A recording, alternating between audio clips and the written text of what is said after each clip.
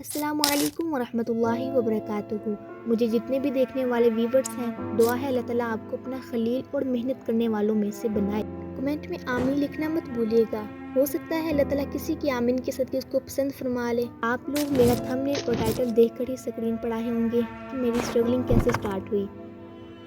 میں نے یوٹیوب کو کیسے سٹارٹ کیا؟ میں نے یوٹیوب کو 2024 میں شروع کیا۔ مجھے لگا یہ میں نہیں کر پاؤں گی کیونکہ اس کا بہت سا پروسیس ہوتا۔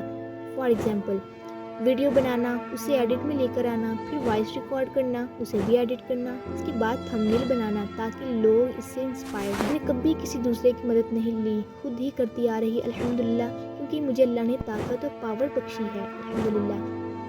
اللہ کا بھی قرآن میں ارشاد ہے نا، بسم اللہ الرحمن الرحیم افحسبتم انما خلقناکم عبثا وانکم الینا لا ترجعون۔ کیا تمہارا یہ خیال تھا کہ ہم نے تمہیں بلا مقصد پیدا کیا ہے اور تم نے کبھی ہماری طرف پلٹ کر نہیں آنا؟ سورۃ المؤمنون آیہ نمبر 115۔ لہٰذا کوئی بھی کام مشکل نہیں بلکہ ہم اسے کہہ کر ناممکن سا بنا دیتے ہیں۔ اس لیے میرے پیارے بہن بھائیوں، اپنا وقت ضائع نہیں کریں۔ میری طرح اگر آپ بھی محنت کریں گے تو انشاءاللہ کبھی نہ کبھی کہیں نہ کہیں پہنچ جائیں گے انشاءاللہ، کیونکہ اللہ نے خود کہا ہے نا، جو محنت کرے گا وہ میرا خلیل، یعنی محنت کرنے والا اللہ کا دوست ہے۔ سبحان اللہ۔